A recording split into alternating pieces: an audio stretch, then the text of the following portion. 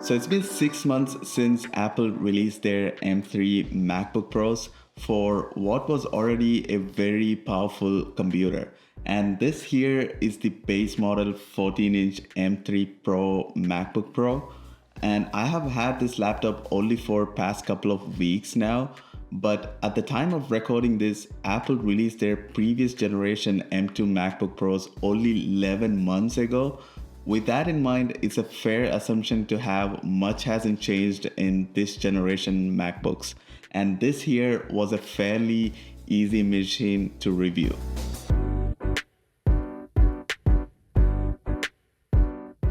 So I want to go over some general updates of what has changed in the new M3 MacBook Pros and what I found different coming from a previous generation M2. So ideally a beefed up 16-inch M2 MacBook Pro. So I will naturally make some comparisons to it. And considering it only came out 11 months ago, it's only fair to do that. So let's get to it. M3 versus M3 Pro. So this is the first time in 3 generations of Apple Silicon, Apple has a base chip called M3 for MacBook Pros. So in the past, there was M1 or M2 for MacBook Airs, but never for Pros. But this time, there is a base model M3 for 14-inch MacBook Pros, but not for 16-inch. And the caveat is this M3 14-inch MacBook Pros don't get the new space black color, and on top of that, this machine is very hard to recommend because it comes with only 8 gigs of RAM. Come on, it's 2024 and you have a Pro machine with 8 gigs of RAM. So if you're considering getting a Pro machine with 8 gigs of RAM, you're probably better off getting an Air and save some serious cash. New finish.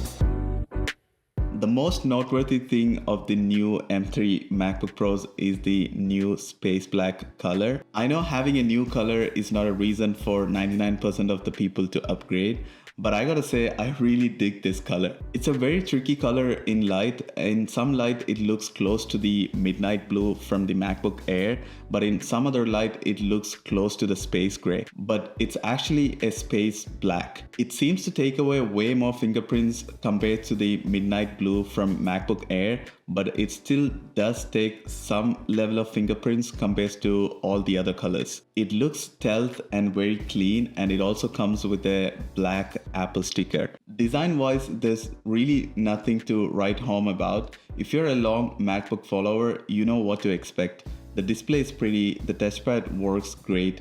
There sure is a notch, but you get used to it. I still don't understand why Apple still has a notch on their MacBook displays, but no Face ID in it. They already have the Face ID technology developed, but I don't understand why they can't just plug it into their MacBook displays. Maybe it's because they can't house the whole technology behind it into a smaller thin display. I just don't know. If one of you happen to have the answer to it, maybe leave them in the comments below. And typing has been really enjoyable ever since Apple did away with the butterfly switches a few years ago. And the 1080p webcam makes you look like a human and not a potato on calls. So all the good stuff stays.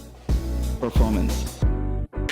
For the performance, I compared my daily 16-inch M2 MacBook Pro, which is a CTO version, to the base model 14-inch M3 MacBook Pro. So my 16-inch M2 MacBook Pro has 32 gigs of RAM, 12 cores CPU, 19 cores GPU with 1 terabyte SSD. And compared to that, the base model 14-inch M3 Pro has 18 gigs of RAM, 11 cores CPU, 14 cores GPU with half a terabyte SSD. In the performance test I did, the GPU and SSD numbers won't even make any difference. To start with, I did a browser bench speedometer test. This benchmark uses demo applications to simulate web apps along with simulating user actions such as adding to-do items.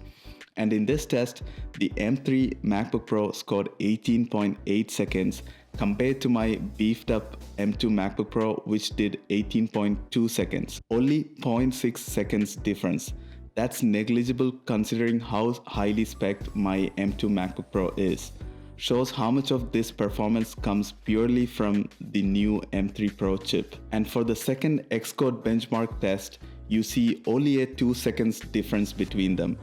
The 16-inch M2 MacBook Pro with 12 cores scored 111 seconds with 16 gigs of RAM. So with 32 gigs, it's only a second less, which gives us 110 seconds. So for a 14-inch M3 Pro with 11 cores, it scored 108 seconds. The 2-second difference with the lower spec internal in the 14-inch really shows the credit to the new M3 Pro chip. But if you compare the 16-inch M3 Pro with the same spec as my M2 Pro, here there's a 6 seconds difference. It still shows how negligible these differences at the end of the day are. Battery. It's not a fair comparison between a 14-inch and a 16-inch in terms of battery life, regardless of what generations they are. But I'm happy to say that 14-inch stands pretty well compared to the bigger battery. You get 4 to 5 hours development time unplugged if you're running Docker containers and local servers doing heavy development. But if you're doing casual browsing or light work, you can easily extend this up to a whole day. And as always, you're getting a 70 watts power adapter with the 14-inch as opposed to a 140 watts power adapter that comes with 16-inch. So if you want that fast charging, you can pay that extra $20 and get the bigger adapter.